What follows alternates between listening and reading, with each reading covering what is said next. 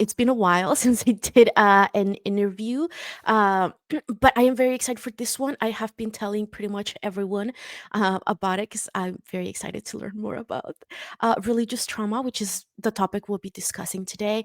And for that, we have a very special guest because I know nothing on the subject.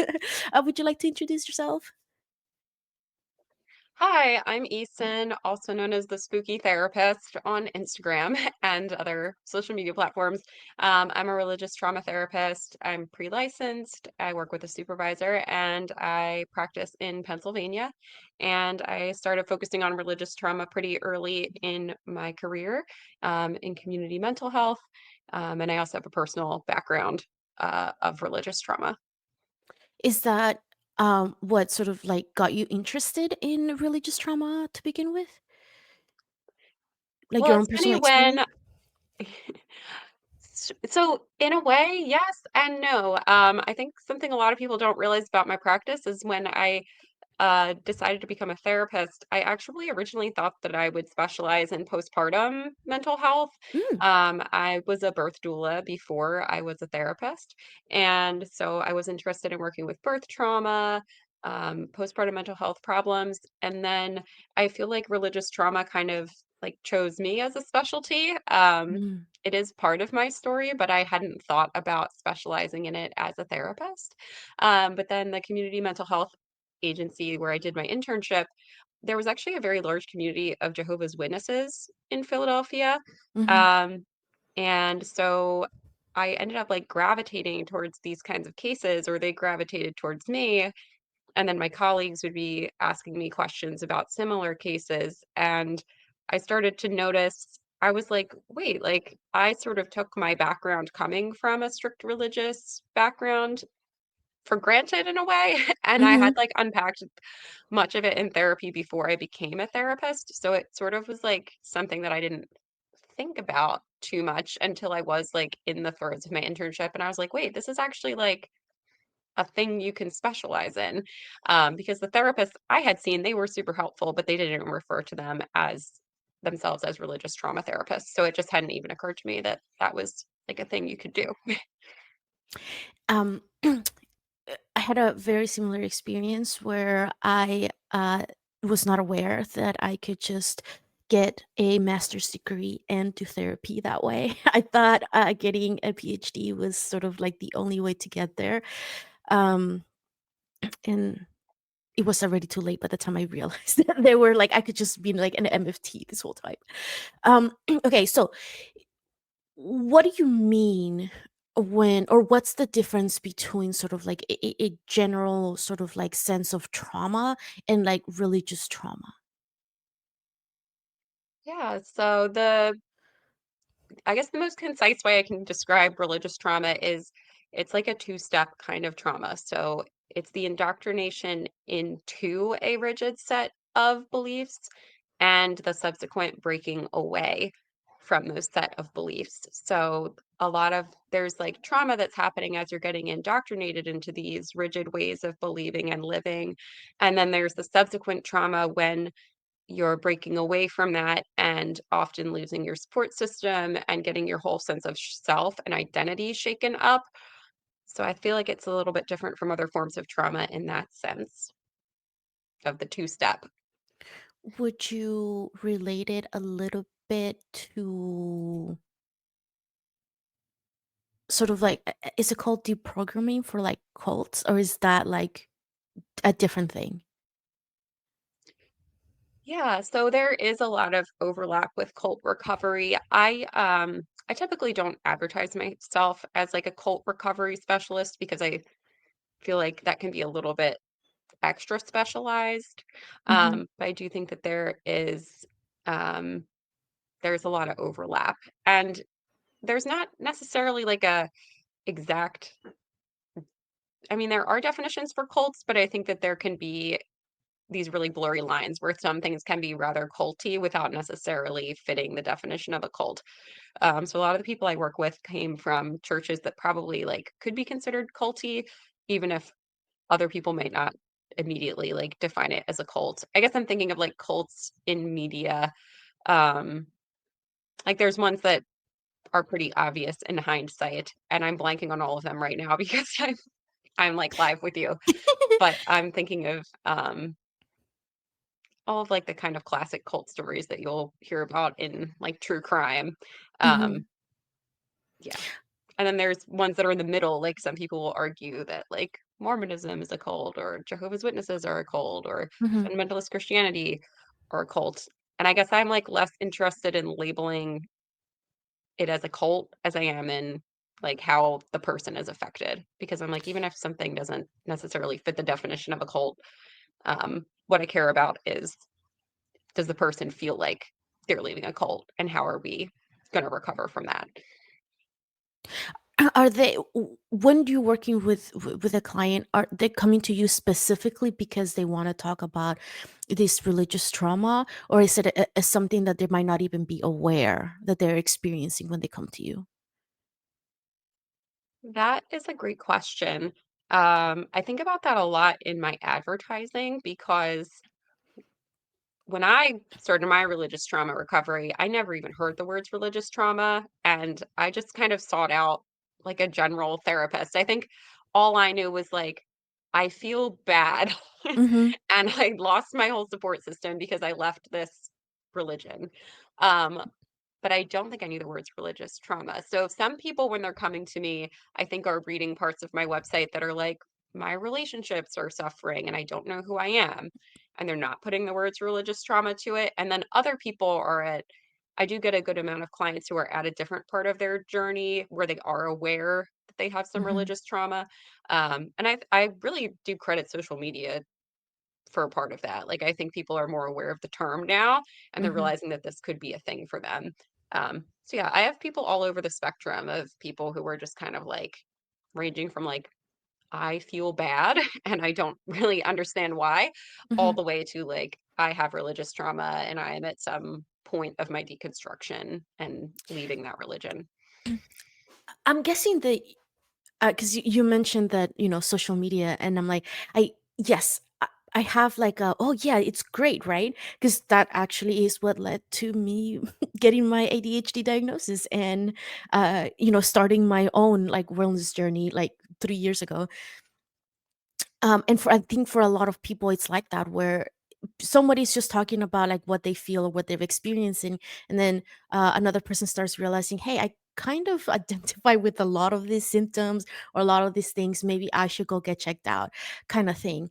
But I also get people coming in and sort of throwing out this sort of like words that become very popular in social media, and I'm like, okay, okay, let's just set those aside and talk about like what actually is the thing that you're struggling with.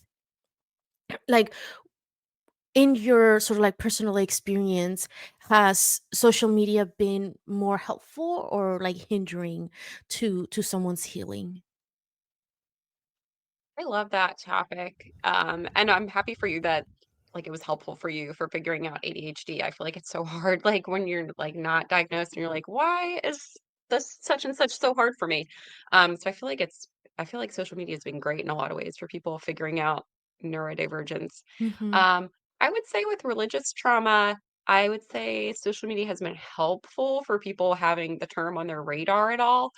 I think, going back to what we were saying earlier about like cults, I mhm, think that it can be unhelpful when someone gets caught up in going like, well, did what I experienced count as a cult? Or like, was it bad enough?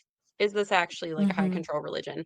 I think that's where it can become unhelpful because it's like, well, if it affected you, it affected you. And whether or not it fits like whether it is or isn't a cult doesn't change how it impacted you. So yeah, it's got its good and bad sides, I think. I have been watching a lot of Twitch streamers lately, and a lot of them, they have this thing where they do a tier list of like the best or the worst. And now I'm very curious to have you do a tier list of other religions based on what you've seen from your clients. But that would be super controversial, and I would never make you do that. But just for my own personal interest, I would be very, very interested in knowing that. My actual question um, is it possible, or um something that you have seen happen where somebody comes in with religious trauma and they find a different religion that actually help them overcome that trauma? Or do do people tend to, in general, stay away from religion in general afterwards? I see people all over the map with that too. I do talk about this very non-scientific and non-researched term that I have just like noticed in my clinical experience. I call it the Mhm. religious detox. Mhm. The detox, like as in I notice a lot of people will like have a period that is either months or years or lasts forever, where they're like, Mhm. I want nothing to do with this. Kind of like, I just need to detox from anything that is spiritual whatsoever and distance myself from this. And I notice some people, once they get through that stage, they start to explore some other religions and spirituality. Some people stay in that stage and they are comfortable and secure with that, and they stay in more of like the atheist or agnostic arena. And that's totally cool too. I feel like everybody has a different path. And I do see some people who stay in their religion and they maybe like find a less rigid form of it, depending on what the religion is. I see that a lot with people who were rejected by like queer phobic families, but they personally like really hold to their religion. Sometimes they will find like a queer affirming church within their same religion. Mhm. So I feel like I think that those folks are the ones who don't necessarily go through what I call like that religious detox where they're like, I want nothing to do with anything religious for a while. When you first started, um, I guess gaining interest in talking about this, did you have like a moment of doubt where you're like, oh, but we're not supposed to talk about religion? Because in my program, in my grad program, it was sort of like this implicitly thing where y- you sh- you weren't supposed to talk about yourself, you weren't supposed to talk about religion or politics or things like that in the therapy session. um and I was never comfortable with that. Not that I would like disclose all like that information about myself, like upon meeting my clients or talking to them. But there's a lot of sort of like controversy on whether or not we should discuss these serious topics in the therapy session. So when you first started, was that something that you sort of like struggled with, or was your program better than mine? I was like, I mean, you're wonderful. So you're a good product of your program, I guess. Or like just I don't know. I'm trying to put those words. I don't know how to put that into words, but I'm like, you're a great therapist. I'm sorry your program like was that discouraging of self-disclosure. I would say that my program was, like, very discouraging of self-disclosure. They were also I partially picked my grad school based on it being convenient and, like, compatible with working during the day. It was like a Mhm, night school. So I can't say mhm, I was, like, fully aligned with my program. They had a very, like, blank slate, like, psychodynamic approach that is not mm, really me. But my internship site is more where I developed as a therapist, and they were very encouraging of being, like, a real person. Obviously not, like, disclosing more than mhm, your client is comfortable with, but not acting, like, weird and evasive if people ask you questions or bring up, sensitive topics. mhm, So it was like grad school encouraged the blank slate and made me scared to even answer like where I went to school. I mhm, remember that so vividly from my first week at my internship. One of my clients was like, where do you go to school? And I felt like a weird answering that question. And then my supervisor was like, why would you not feel like you can answer that? Your diploma is going to be hanging on your wall like one day. So she had a good little like deprogramming me from all of the grad school blank slate stuff. So shout out to her. She was a great supervisor and a great therapist. That was also my experience as well. Internships and practicums. That's where I learned more of the type of therapist that I wanted to be, not what I was sort of like taught like via books and exams. Um, hmm. I like there's so many like other questions that I wanna ask as well, but So, actually, this is a good one. Because I get asked this sometimes, and then I'm like, well, you see, it's different because I can't remember why. But like, what would you say is like the difference between like religion and spirituality? Yeah, so I don't have the be all end all definition of this. But for me, what comes to mind is religion. I think of more like organized religion and like a set of rules, a little more structured. And I don't mean any of those things in a negative way, not implying that that is better or worse than spirituality. And I see spirituality as more personal and not necessarily part of something organized. And at the same time, the two can go together. So, like, someone might enjoy being part of an organized religion and also feel like a lot of personal spiritual fulfillment in that.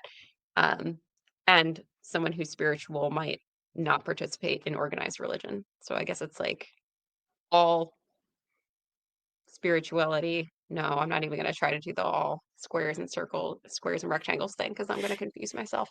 But, I yeah. think I think that's the hardest part, right? Because of Psychology for Geeks, I do a lot of like presentations in the community, and that's usually where I get these questions. And then I'm like, didn't really necessarily prepare for that. But also, I'm like, it really depends on what you think the definition is, or it isn't, or um what you're comfortable with it is. And so like it depends, it's sort of like the first thing that I answer anytime anybody has like asked me a question, like when it comes to mental health, because it's not like humans are so complex. There isn't a this is step one, two, and three for like, for people to heal, or this is sort of like cost two, one, two, and three for religious trauma, or whatever. And because all of it sort of it depends on the community, and there's so many factors involved, right? Now, that being said, I am going to put you on the spot. And like, what are some of the factors that you noticed um come into play to create this sort of like environment for someone to fall into this very strict religions that then can potentially end in trauma? Mhm. Like, what kinds of religions are more likely to lead to religious trauma? Like, what characteristics do those have? Is that The what you mean? characteristics, yeah, not the specific religions, because I think we will both get canceled in one Oh, way or yeah. another. So I'm like, Yeah, and yes. the thing is it's not a specific yeah, and also, like, I honestly don't have an opinion on that, like, there is not a specific religion where I'm like, "That one's bad." It Hmm. really is more like the characteristics that can show up in any religion. Hmm. I'm gonna use, like, a cheat sheet right now because I'm gonna talk about something called the bite model. Oh, okay. This is developed by Steve Hassan, a researcher who's done a lot of great work about cult recovery and religious trauma. But anyway, so if there's these characteristics from the bite model, I this is the kind of religion that's more likely to lead to religious trauma. And so what bite stands for is behavior. So the religion has a lot of methods of controlling your behavior. um, there's information control, so controlling the flow of information, either overtly. I think when we think of cults like we might see in the news or in true crime, it's like a very overt limiting information. Um, but in a more casual way, it can be like, oh, like we don't listen to that artist, or like you can Mm-hmm. only read books by authors from our religion. It can be a little more subtle. Um, Mm-hmm. and then there's thought T is for thought control. So like we all have to think the same. We can't explore other ideas. We can't ask questions. And then E is for emotional control. So like certain emotions are not welcome. You're not allowed to show you're angry, for example, or you have to Mm-hmm. appear happy all the time. So that's the bite model, and that's one lens that I look through when I'm looking at like, could this style of religion someone experienced possibly have led to religious trauma?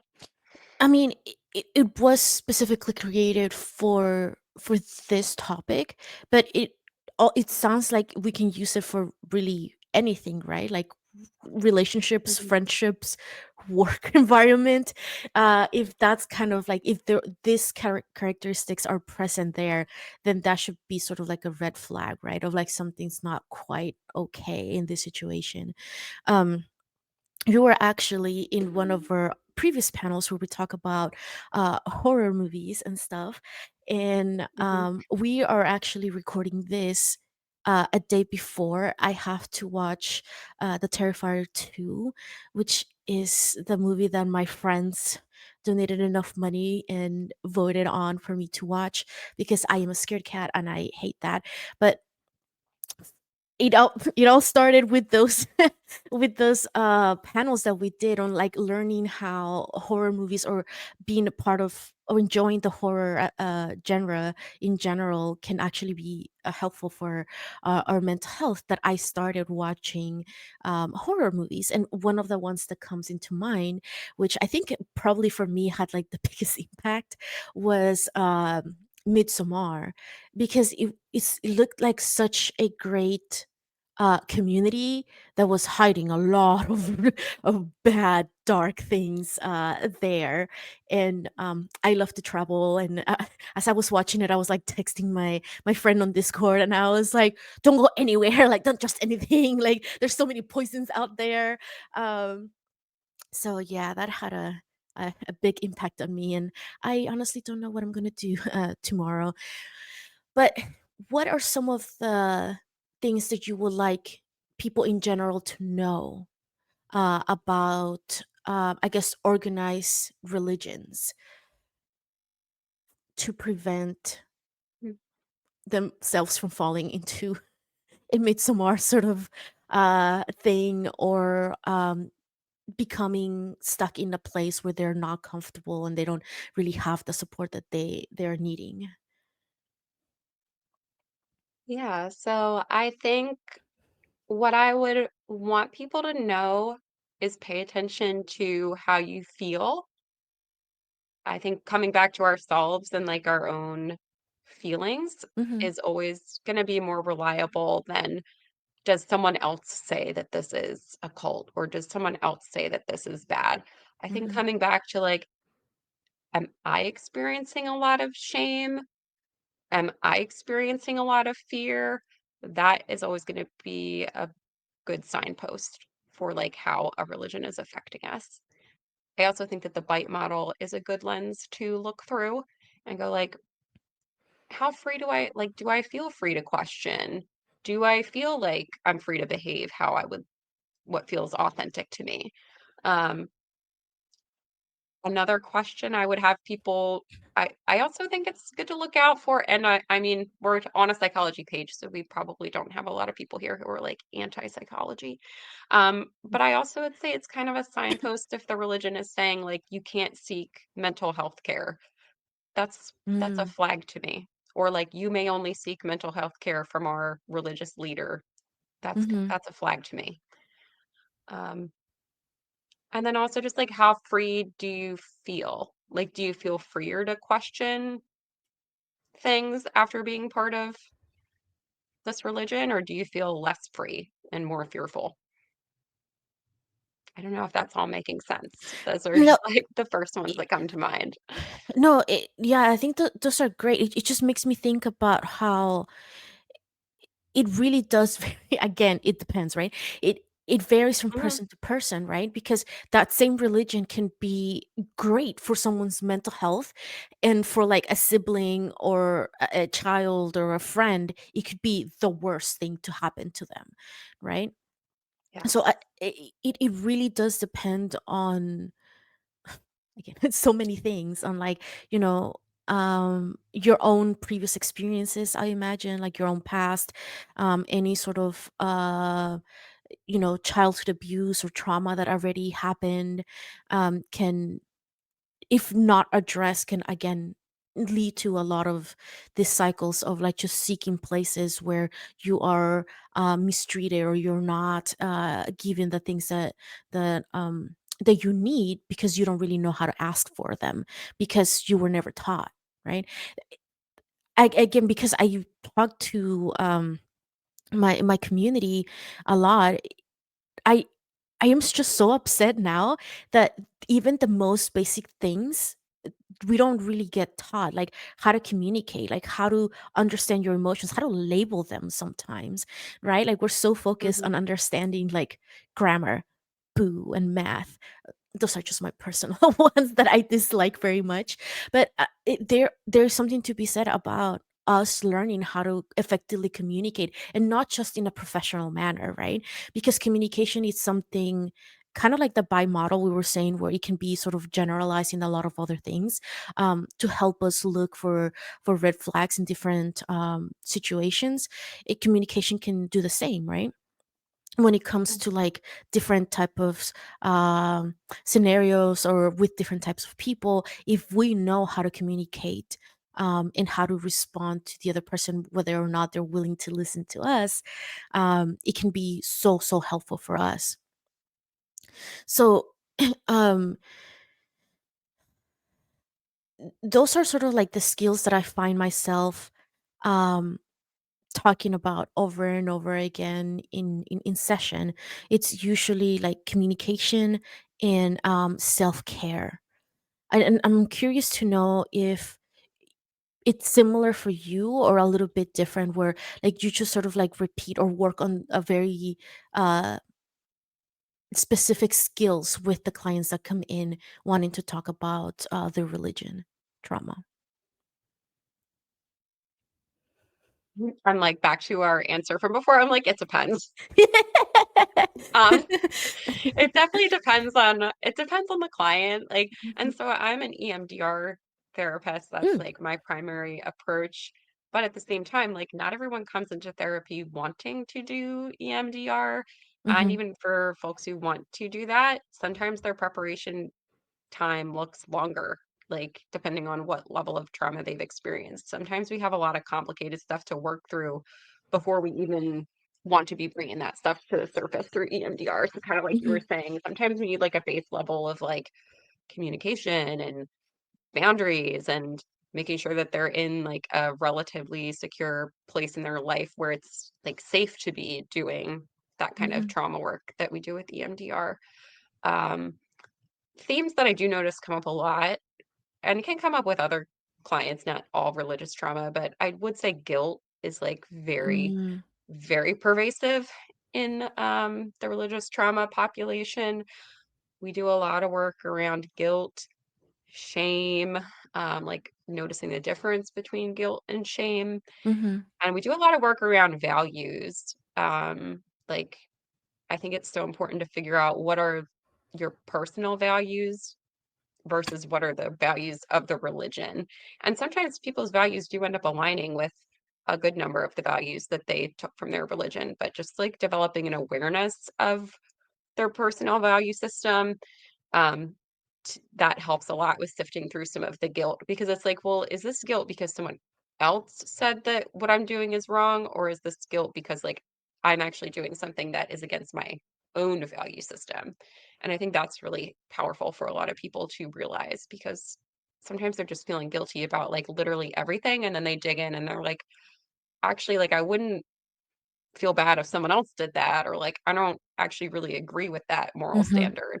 And people can find a lot of relief there. That reminds me, actually, I started looking into the decolonizing movement uh, last year, I think, or the year before that. And one of the things that kept coming up, especially because my family, my ancestors are, they come from Mexico, and in Mexico, it might be different now. I haven't been there in a while, but when I was growing up there, being Mexican and being Catholic was sort of the same thing. Like there was no distinction. Like you have to be proud of both, right? Um, Even if you actually never went to church or anything like that, you still identified as Catholic, or you will say that you were Catholic and you were proud, um, in a certain way. But it also, because Catholicism was one of those religions that was sort of brought to a lot of colonized places, and a lot of the natives were forcefully encouraged to Mhm. change their religion. A lot of it is still based on fear, right? That's something that I started learning as well. There were certain masses that I didn't like going to because there was this heavy emphasis on, if you don't donate enough money, like you're not a good person. Mhm. And there was like so much emphasis on things that I was like, but we're here for religion, and like that doesn't like tie in. So I kind of like began questioning that, and I have come across great priests that are a bit more open-minded, or they understand how to communicate better, and how to preach better. But that forcefully encouraging people to change into Catholicism from whatever the religion they were before also translated into parents using fear as a way to Mm. educate children. Um, so I'm kind of wondering if you notice something similar with the people that you're working with, whether it's sort of like their parents or the way that they parent their own children. Absolutely. I do notice a big intersection of fear-based parenting and fear-based religions. I don't know if it's because parents who have that style of parenting are more drawn to fear-based religions because, like, we kind of seek out the familiar, Mm-hmm. or is it that fear-based religion also encourages parents to parent in this fear-based way? It's probably a little bit of both, but it does make for like a vicious cycle where now like person is being raised in a religion that makes them very fearful, and then their parents parenting is also making them very fearful. So it just becomes like this perfect storm that creates a ton of guilt and anxiety.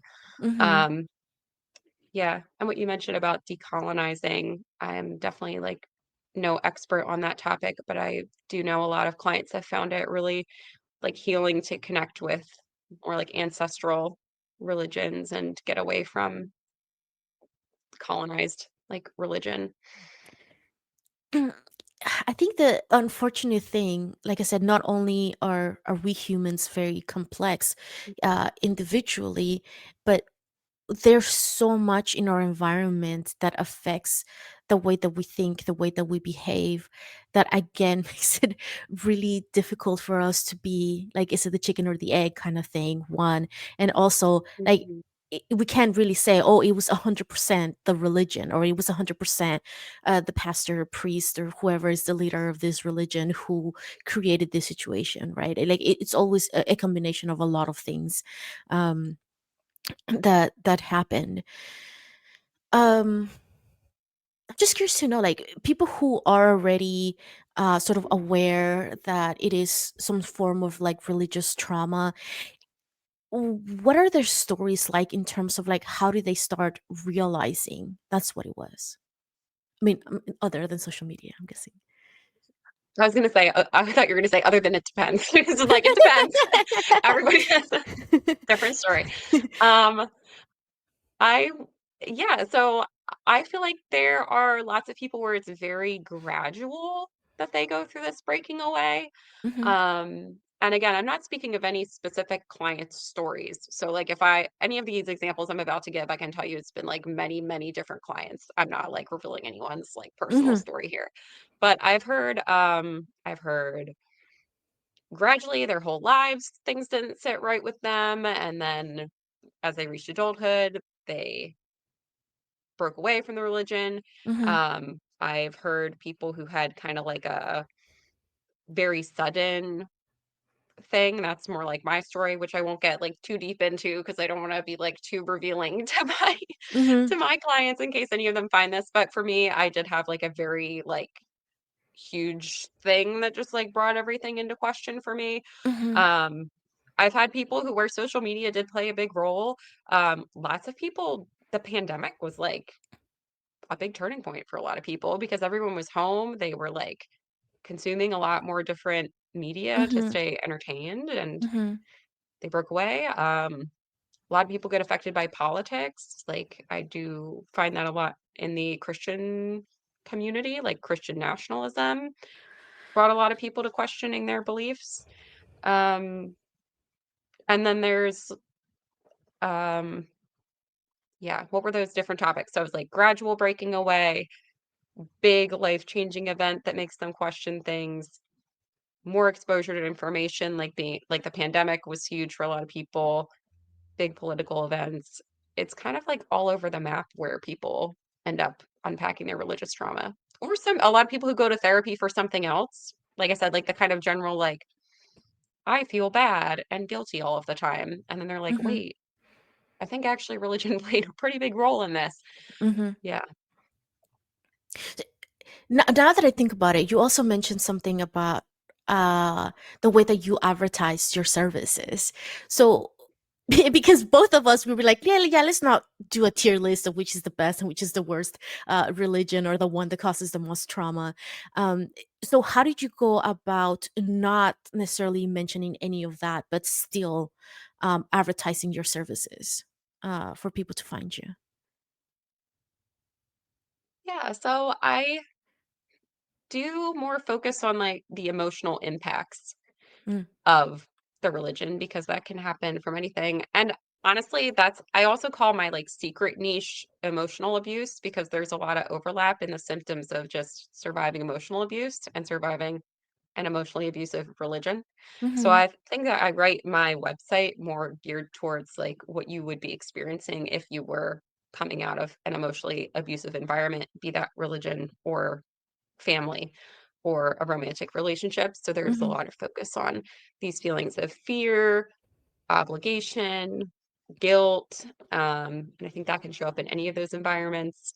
And then I do talk about my personal experience. I came from like a fundamentalist Christian homeschooling environment, which is not to say that I rank that as like the worst. It's just the one that I am the most personally experienced with. mhm.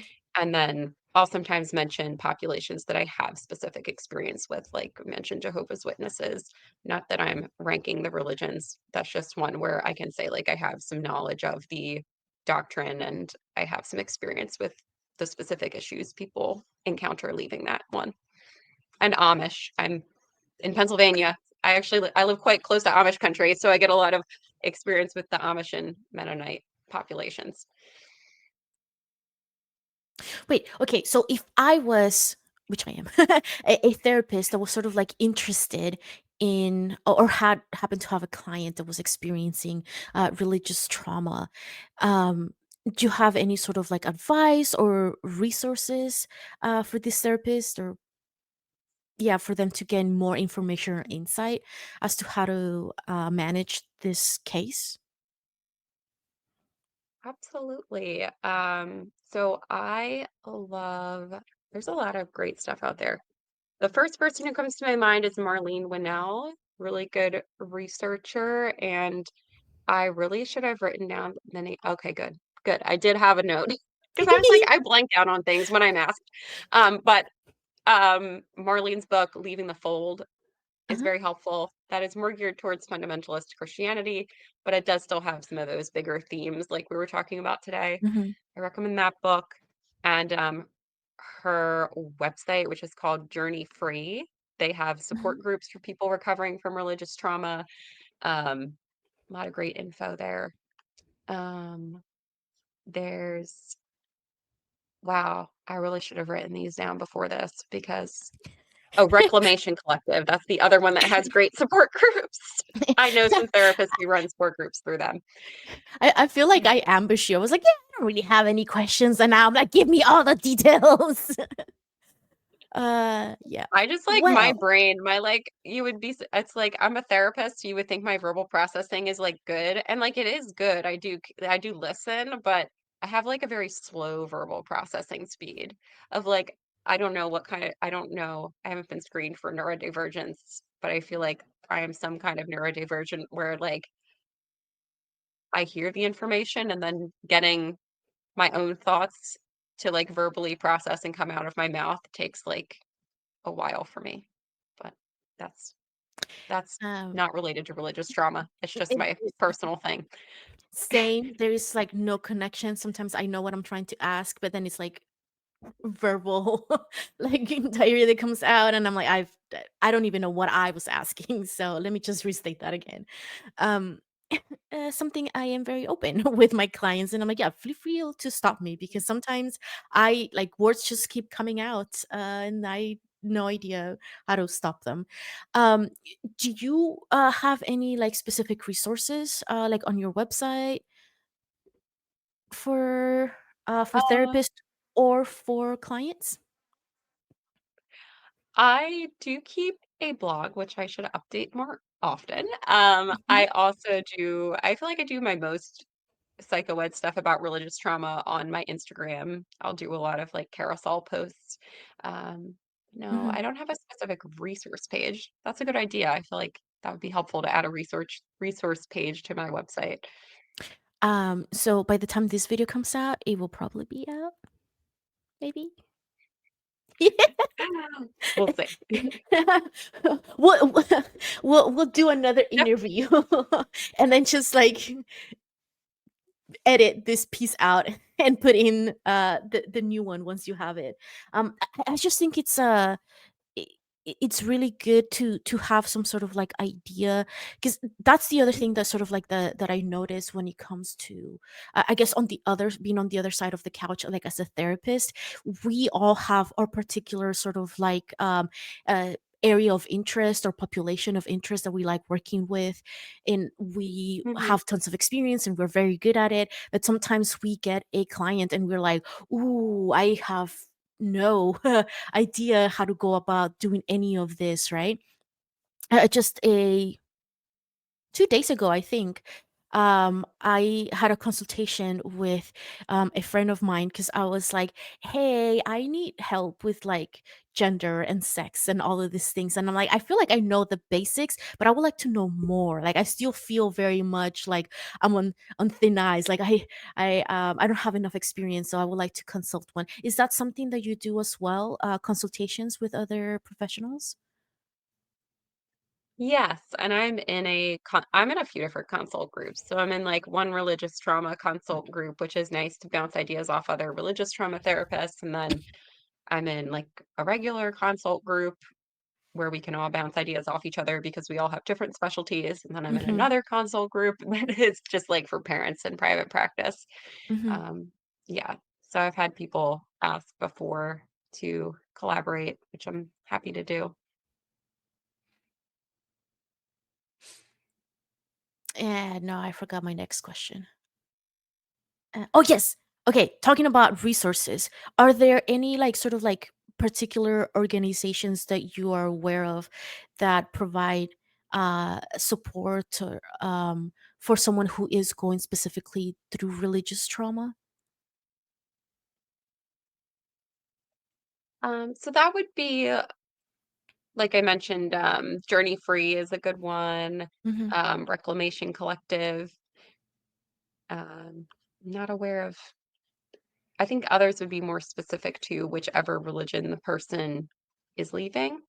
mm. Um, but I'm not having one come to mind right now. Well, it will be good to know. So if you are watching this video and you know of one, please link it in the comments so other people are aware slash us also. Because sometimes I do. Just I guess my own personal preference as a therapist, I do like to have like specific suggestions, like just one or two suggestions when a client asks me for like examples or something that they can look into.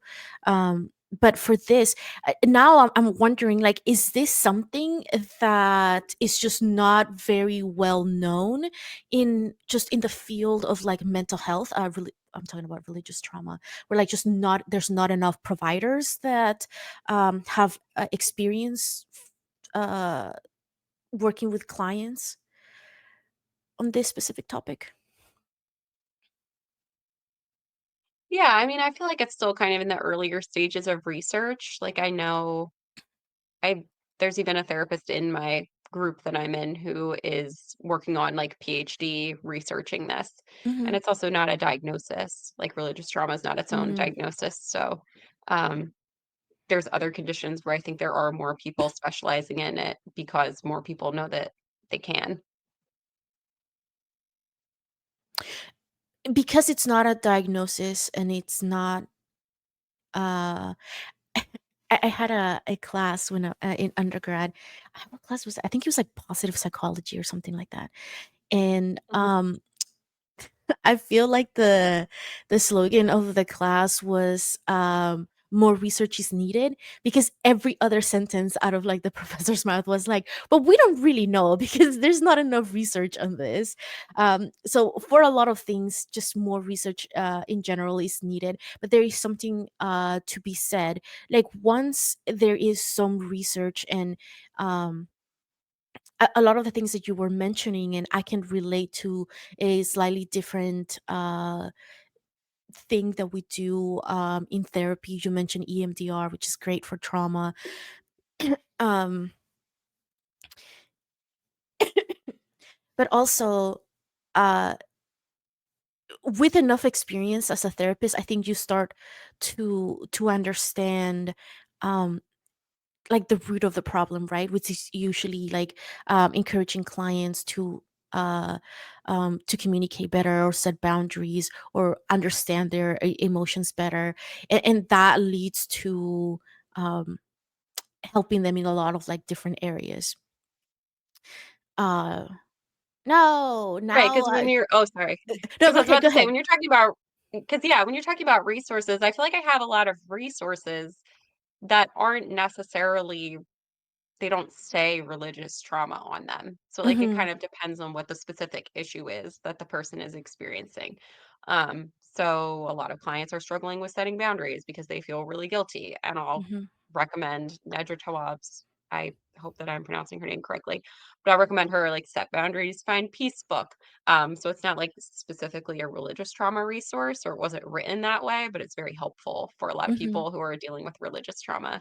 And same with the book Come As You Are by Emily Nagoski. That's a book that I recommend so often for purity culture survivors, even though it doesn't say purity culture, it's like very helpful for specific issues that a lot of purity culture survivors face. So I think I'm thinking like two in the box when you're like, what are your religious trauma resources? And I'm like, well, wait, what are just like the resources that I share in general, even if they Hmm. don't necessarily say religious trauma?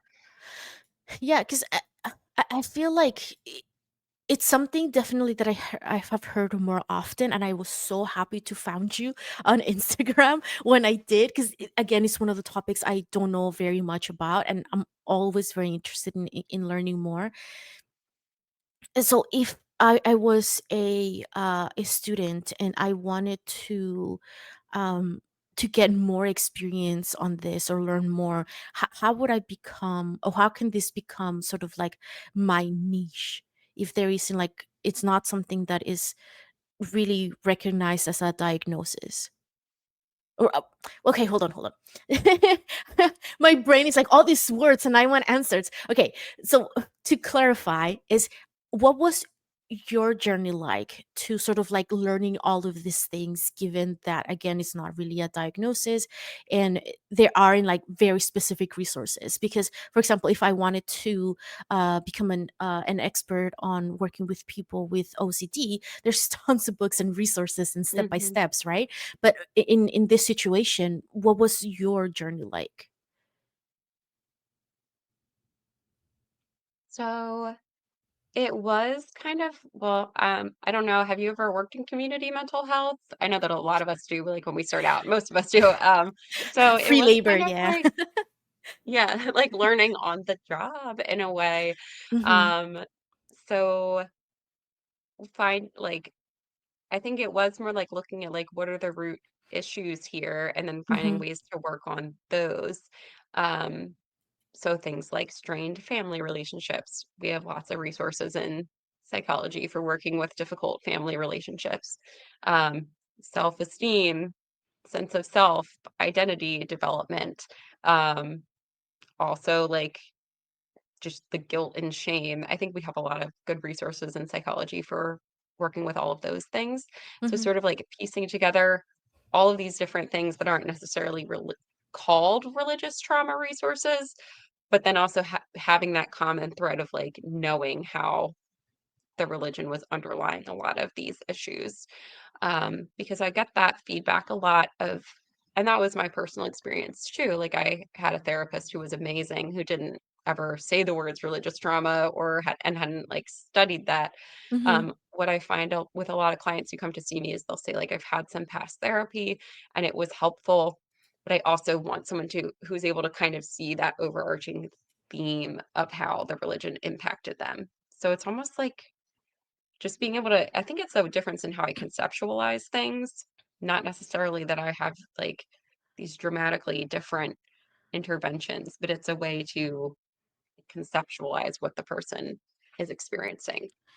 And yes, what you said is what I had in my brain because the way that I typically explain mental health to my clients is I say, hey, like mental health is sort of like a tree, right? Usually we see the anxiety, Mhm. depression, the hyperactivity, or the social awkwardness as sort of like the trees and the leaves, right? But the root of the problem is not that, is usually something else, right?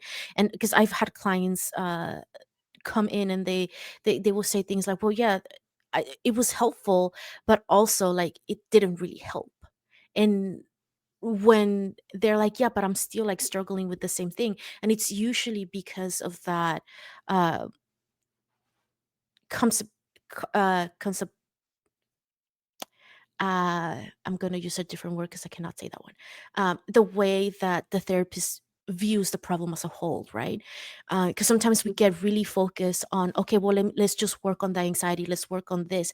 And that's sort of like what I call like band aid solutions, right? Like we give them skills that will help them manage that, but we're not really addressing what gave them the anxiety. So essentially, if I understood this correctly, you are sort of like going to the root of the problem of where all of this sort of like uh, misinformation or um, e- erroneous beliefs sort of like came from and addressing them at the root. Yes. I don't know if this will connect, but I'm thinking of like a quote that I found helpful that was like religious trauma is like handing someone an inner critic and telling them that it's the voice of God. Um, So it's kind of like we might be dealing with some of the same things, like a really strong inner critic that can show up Hmm. in all kinds of different things like anxiety and depression. But I think knowing that extra piece and being able to conceptualize like just how strong that voice is because it was presented as like this overarching spiritual truth. I think being able to like hold that piece while also addressing it the way you would normally address an inner Hmm. critic can be really helpful because we're seeing like how deep the roots go and how valid that voice feels because it was portrayed as like the voice of God. Hmm. But this is such an interesting thing. Um, Another question. Um, do you ever do like presentations or workshops for therapists or for the general public on this I was topic? like, I was, I was like, based on all my answers today, I'm like, definitely not. I feel like maybe I would have my have my resource list more like on the top of my mind if I did that. No, I haven't really. I actually don't love public speaking. This is kind of nice because we're like having a conversation. I Hmm. don't know if I'll ever be interested in doing like workshops, but we'll see. I have been trying to put together an art and music gallery. That's like more my kind of thing. I have been wanting to host a like religious trauma art and music show where like people could submit their different artworks and music and all of that that has helped them work through their religious trauma. That's kind of like more what I'm pulled towards. I really like creative arts stuff. I don't know how effective I would be as a workshop presenter, but that does sound I'm there's a need for it. Hopefully there's some religious trauma therapist who wants to do that. Well, I feel like I'm an instigator because I the therapist I was consulting with about gender and sex, I'm like, hey, you should read a book because they have like again a very really cool way of perceiving sort of like health in general and like wellness. And I'm like, I think you'd be great for a specific group of people. And I think what essentially what we're trying to do is reach people that for the most part are still at the edges of or Mhm. awareness or like or yeah, of awareness, not consciousness, um or whether or not they need help or assistance, right? um because it's either something that's really new, it's because not enough research has been done, therefore it doesn't really get taught. uh so for example, the the geek therapy sort of like movement, that's still relatively new compared to a lot of other um, modalities or fields of study in psychology, and it's still very very niche. Not a lot of people. I still like in the past few years, um, or maybe now I've made such a big deal about it, and like all of like my contacts and my friends like are also in the field as well, but there's still enough people out there that don't really understand how helpful it can be, right? To just engage more in your hobbies, or how cosplay is actually really helpful for you and not just something that's like a really weird thing for an adult to do. And um again, I'm not an expert in this, but to me it seems like people who are struggling with their religious beliefs are often sort of like cast aside because it's not something that people either you talk about, right? Like it could be a cultural thing, like you don't really talk about those things with anyone else, or like who do you talk to if everyone else in your community is also involved in the same organization as that you are, right? So I'm just instigating here. I'm just like, yeah, you should write a book, you should have a resources thing, you should do all of the things. um Can I ask, how did you get into psychology for geeks? Like, how does one become a psychologist for geeks? Well, um, y- I opened up the when I created the organization, I opened it up to to anything. So anything that you are passionate about, it's not necessarily just geek hobbies. Because okay, here's the thing: everyone is a geek, whether you are a geek about music, art, or like fandom things like movies and comics and video games or sports or chess or whatever it is. You have something that you're passionate about, hopefully, and that's what we're trying to encourage, right? Because having a hobby and consistently doing your hobby is really good for your mental health. And I live in a community where there one, we don't have a lot of resources. People here primarily speak Spanish. They are very low end of the socioeconomic spectrum, and so they're not really able to afford therapy. And even if they are able to afford, or their insurance covers it, we don't have enough providers here. Now it's a little bit better Mhm. because now we have, telehealth. We're able to do it online or by phone. um, but I don't know if it's a cultural thing, age thing, or generational thing, but people just still prefer to be able to do it like face to face.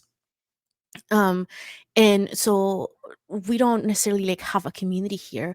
So my parents moved to the US when I was about 9 years old, and then ever since then I just felt like I didn't quite fit in into like the stereotypical like Mexican or like American vibe, right? Because I didn't know enough about one or the other to be able to like fit in. So I was always like a nerd and a geek, and I slowly just started diving more into geek culture. And when I was in grad school, I had a professor who taught a class on how to use pop culture in our sessions, and I loved it, and I couldn't stop thinking about it, and I thought it was just so much fun that I created a nonprofit for it.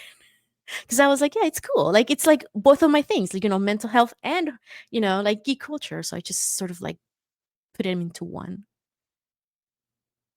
That is so Yeah. cool. What an awesome class to like pop culture and psychology and um Yeah. wow, if we had I hadn't thought about this before our call, but I was like, we could have done a whole episode on like the importance of pop culture and religious trauma recovery because I can just like go and go about that topic.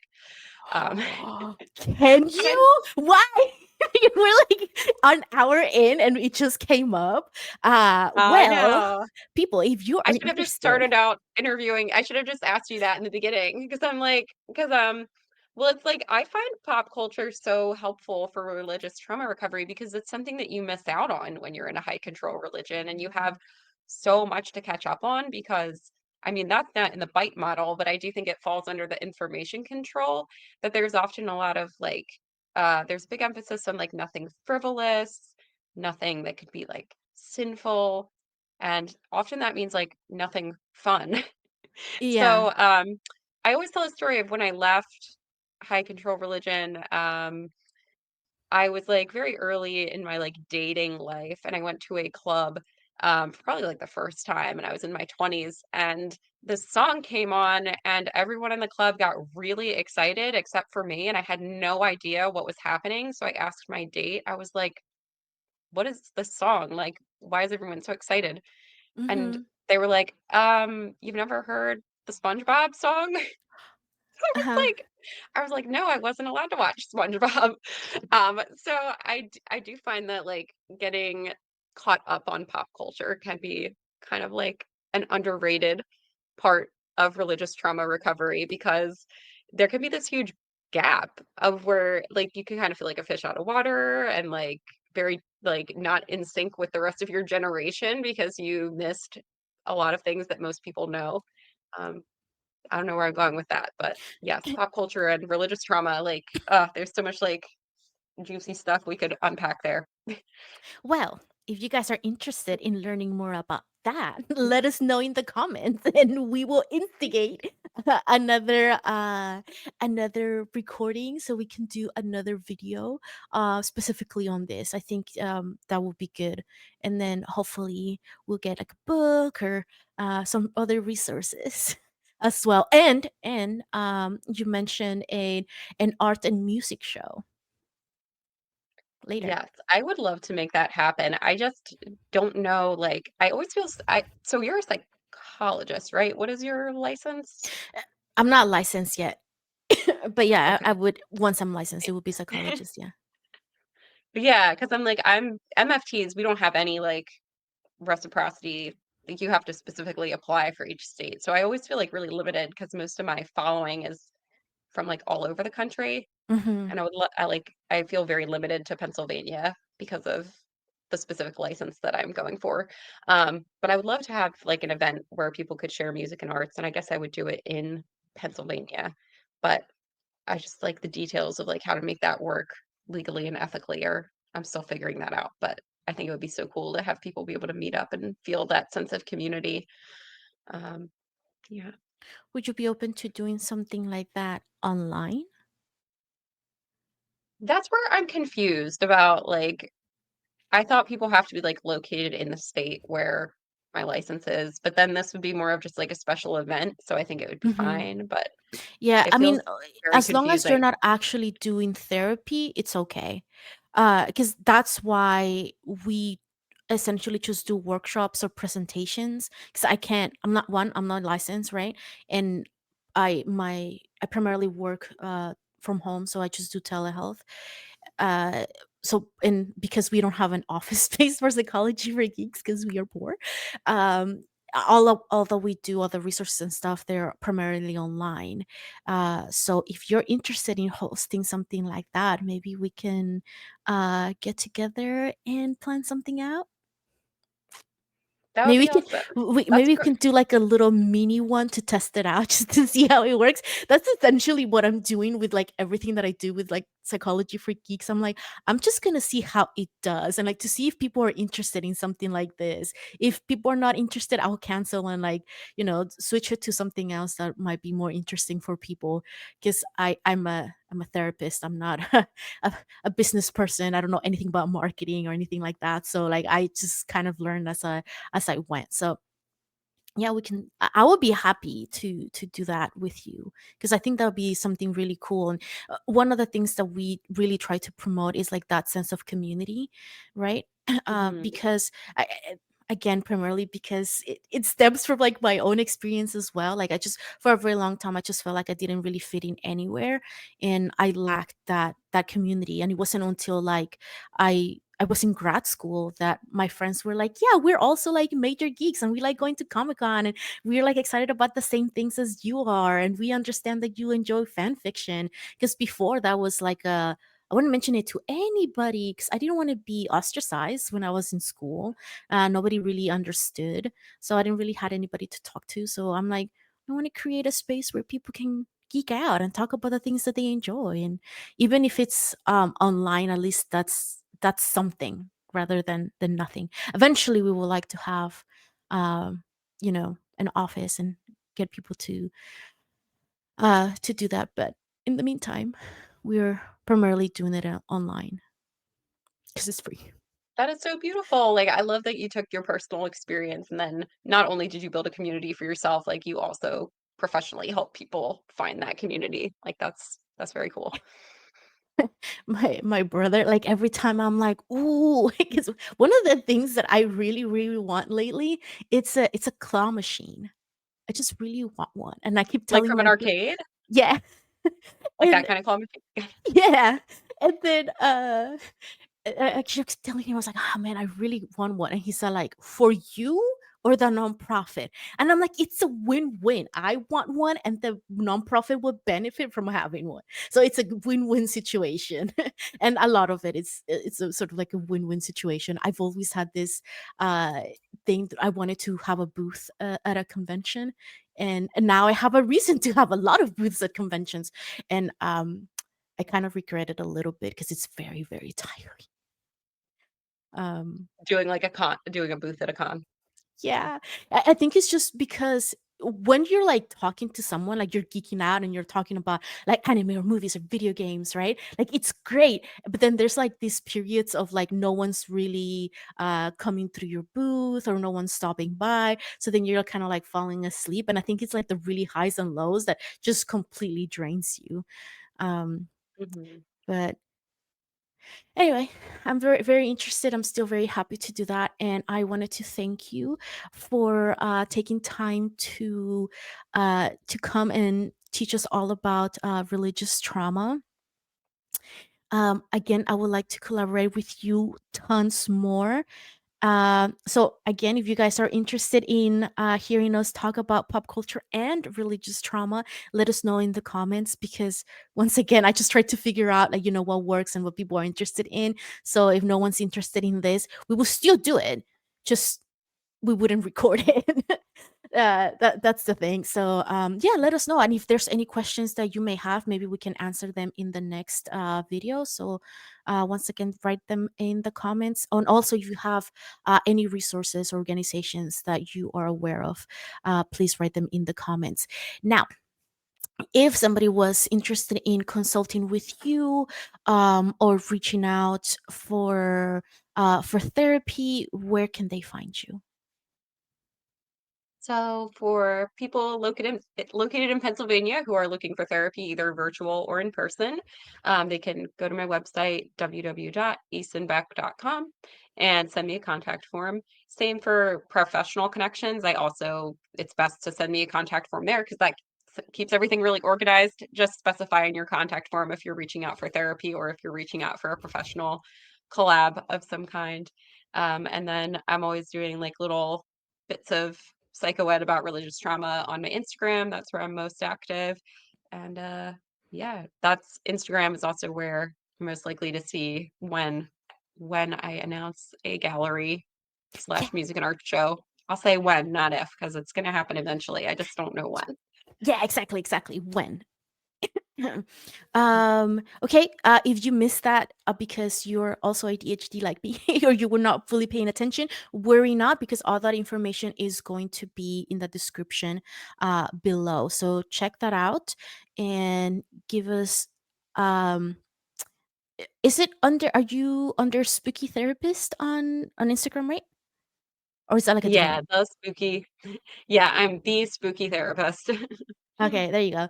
And we are Psych for Geeks. So that's Psych, the number four geeks. So don't forget to subscribe to our YouTube, like and comment on this video. That is very, very helpful. You can also head over to our Discord, which is where we typically do the not live things, but a lot of presentations and workshops. And that's the space for us to geek out about whatever it is that you are interested in, and tons of other things that we have planned for the future. So definitely check that out.